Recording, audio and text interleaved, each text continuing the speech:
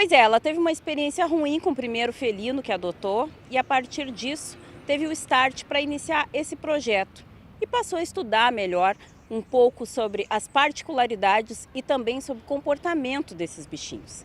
Do meu lado está a Eduarda Viegas Nunes, que inclusive já tem livro tratando desse tema e a gente chama a atenção aí de quem está em casa que é gateiro para acompanhar essa entrevista. Boa tarde, Duda. Boa tarde, Thelma, tudo bom? Prazer estar aqui com vocês hoje falando desse assunto que eu amo.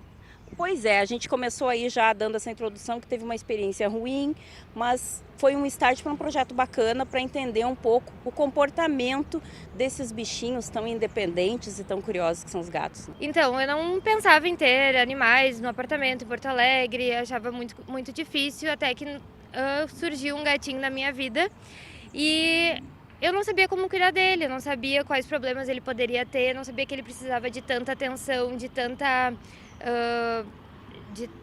cuidados tão específicos, porque a gente é mais acostumado com cachorro, que parece ser mais fácil, né? Então, eu tive que correr atrás. O meu gato começou a espirrar e eu nem sabia que gato espirrava.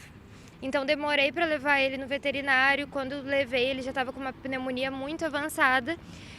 Os veterinários, quando veem que a gente não entende, eles começam a não todos, é claro, né? Mas eu caí na mão de veterinários errados que quiseram ganhar em cima do meu desconhecimento.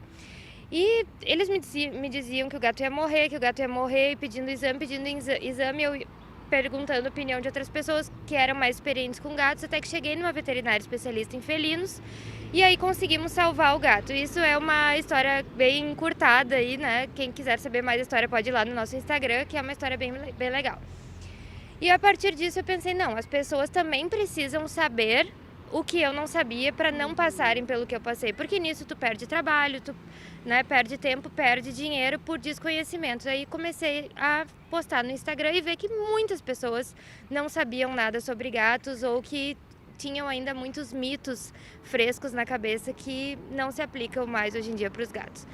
E agora a gente tem, além do Instagram, tem um livro também publicado falando um pouco sobre essa tua experiência e também orientando aqueles que são gateiros de primeira viagem. Exatamente, então a gente começou com dicas no Instagram, pessoal precisando de mais conhecimento, lançamos um e-book, né, um livro digital ali na pandemia, que foi um sucesso, até que nos convidaram para fazer o lançamento de um livro físico e nós fizemos, eu junto com essa veterinária que é especialista em felinos, né, para ajudar os gateiros e agora na Feira do Livro que estivemos, né, tivemos as cópias todas esgotadas e agora vem a segunda edição. Duda, o que a gente podia dizer de mais importante para quem está em casa e que adotou um gatinho ou pretende adotar um gatinho? Qual é o primordial, assim, o entendimento primordial que tu deveria, de repente, ter sabido na hora que escolheu ter o teu gatinho? É uma pergunta um pouco complexa, a gente não tem uma resposta exata, mas a principal é conhecer a espécie que tu tá criando. O que ele se alimenta, quais são as necessidades dele, o que é esse animal, sabe? Porque começam a maltratar o gato porque o gato está arranhando o sofá, o gato está estragando os móveis, mas qual é a necessidade dele? Por que ele faz isso? Então eu até trago no livro por que os gatos fazem o que fazem, sabe? Então a gente saber o que a gente está criando, da onde que ele veio, quais são as necessidades que que precisam ter atendidas para viver em uma casa, para viver com humanos. Então a pessoa, vou ter o gato lá, ele é independente. Isso para mim é o maior mito de todos, que o gato é independente. O gato não é totalmente independente. A partir do momento que a gente tira ele da natureza e coloca ele dentro da nossa casa, ele já virou dependente, porque a gente está tirando ele do habitat natural. Então, o que eu preciso dar para ele viver bem dentro da minha casa? Esse mito sobre a independência do gato é um pouco por conta da personalidade, né? Que a gente percebe, eles parecem ser um pouco mais desligados. Isso se confirma ou não? Porque cachorro é aquele bichinho que está ali sempre, abanando o rabo, ele faz festa quando a gente chega. O gato não tem como a gente ver isso acontecer dessa mesma forma. Ele realmente é um ser mais isolado ou isso depende do convívio, da forma como ele é tratado e criado, educado junto com seu tutor?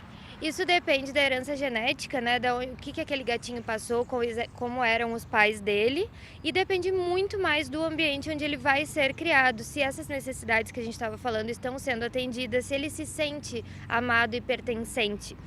Sobre isso de ele chegar e o cachorro rabando o rabinho, o gato tem toda a postura corporal que a gente pode fazer a leitura de que ele está feliz, de que ele sentiu a tua falta. Os meus agora estão em casa lá, eles sentem muito a minha falta. Tem gatos que param de comer, que tem comportamentos que a gente chama de indesejados, né? Então, de fazer xixi fora do lugar. E isso é muito da criação, mas os gatos, quem quiser acompanhar, inclusive o meu Instagram lá, vão ver que eles são totalmente sociáveis e sim muito afetivos com os humanos. Outra dica importante é a questão do espaço que eu vou ter esse animal, né? Também. É possível qualquer espaço ter um gato, apartamento, casa. Essa estrutura toda precisa ser pensada para a gente acolher um pet, né? Com certeza, preciso saber qual a minha disponibilidade financeira, minha disponibilidade de tempo e disponibilidade de espaço para esse animalzinho. Porque eu preciso ter isso eu não sabia que eu precisava me dedicar a tempo. Então eu tinha que trabalhar, mas o gato estava doente. Isso pode acontecer, a gente tem essa responsabilidade sobre o gato. Mas o espaço é muito importante porque eles são animais verticais, nós dizemos, né? Eles gostam de estar nas alturas, em cima das árvores. Então a gente tem nicho, é normal que eles vão subir nos armários da cozinha, no guarda-roupa. Então, proporcionar que ele tenha um ambiente adaptado para as necessidades dele vai fazer com que ele não tenha comportamentos que às vezes a gente não quer. Tem outra questão que a gente conversava antes de iniciar a gravação, né? A respeito da sobrevivência dos gatos pretos e por que eles existem em maioria, né? Vamos falar um pouquinho sobre isso. Então, recentemente eu recebi a visita de um gato preto que acabou ficando lá em casa e fui pesquisar mais a fundo sobre os gatos pretos. E a gente vê que eles são sobreviventes maiores na natureza por conseguirem se camuflar e fugirem melhor dos predadores. Então, com isso, eles também têm menos medo dos humanos e acabam sendo mais sociáveis e muitas vezes mais carinhosos com os humanos. Eles conseguem sobreviver muito mais na natureza, então se reproduzem mais, por isso a gente consegue ver uma grande quantidade de gatos pretos por aí. Na tua situação, tu foi buscar gatos especificamente, gatos de raça e tal, mas a gente vê muitos animais abandonados, né, Duda? É uma oportunidade de acolher esses bichinhos. Quais os cuidados nessa adoção, sem a gente ter o histórico de herança genética, como tu disseste? É possível fazer essa adaptação e conviver pacificamente? Com certeza, tem várias coisas que devem ser observadas, inclusive quando a gente vai em um local de adoção. Então, ver quais as condições que o gatinho está ali dentro. Ele está numa gaiola fechada com vários outros gatos, está numa situação de muito estresse, ele já apresenta comportamento agressivo ali dentro, ele está comendo bem, ele tentar pegar o máximo de informação com a pessoa que resgatou, onde ele estava. Não que todos os gatos merecem ser adotados, mas existem gatos certos para pessoas certas. Então, tu tem uma filhinha, tu vai levar no local de adoção, já vai com ela, já vê como ele reage a uma criança, tu já consegue ter algumas ideias de comportamento. No nosso livro tem um guia de como fazer uma adoção ou uma compra num lugar correto. Porque existem pessoas, sim, por exemplo, pessoas que são alérgicas e querem muito ter um gato, existem raças anti-alérgicas. Então, existem pessoas que não têm tempo para cuidar de gato, não podem ter um gato peludo, então existem inclusive os gatos que não têm pelo. Ou uma pessoa que quer um gato muito calmo, quer um gato... A raça, tu consegue escolher a personalidade. Então, eu, por exemplo, tenho 2 Maine Coons, que são gatos grandes, peludos, eles têm como personalidade serem dóceis, eles são conhecidos como gatos cachorros. Então, eu acho justo, acho que todos os animais merecem um lar, merecem adoção, mas não concordo que qualquer gato é para qualquer pessoa, porque é muito melhor tu fazer uma adoção consciente de que aquele animal vai servir para ti, né, para tua casa, para o que tu precisa, do que depois estar com um bichinho abandonado porque não soube escolher. E é como se a gente estivesse trazendo um novo membro para esse núcleo familiar, né? Com certeza, essa é a responsabilidade que eu acho que todo mundo precisa ter.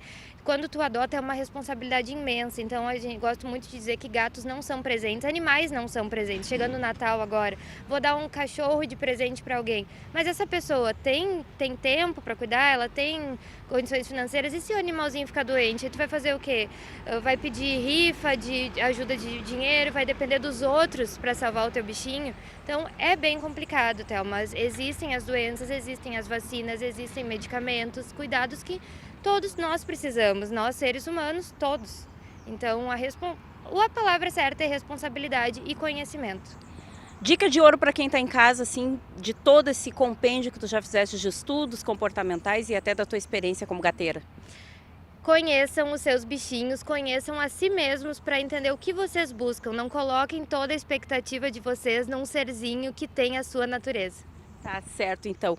Duda, muito obrigada. Lembrando que a Duda, então, tem essa publicação específica que está aqui na mão dela, a gente vai mostrar. Edição esgotada, mas no ano que vem tem uma segunda edição que vai estar disponível para aquisição física. A gente vai deixar aqui em GC todos os contatos do perfil que a Duda montou para contar um pouco dessa história dela e das experiências, e lá tem bastante dica legal. Tem também o contato dessa veterinária que é coautora da obra, que é especialista em felinos, então todas as informações vão estar disponíveis e, claro, para quem não conseguiu assistir a toda essa entrevista, tá lá nos nossos perfis também, em TV Cachoeira no Instagram e também no Facebook. Me despeço aqui dessa gateira apaixonada e agora especialista também no comportamento desses bichinhos, que a gente diz que são independentes, mas segundo ela, não é bem assim a história. Corre lá e dá uma conferida nesses perfis, te atualiza.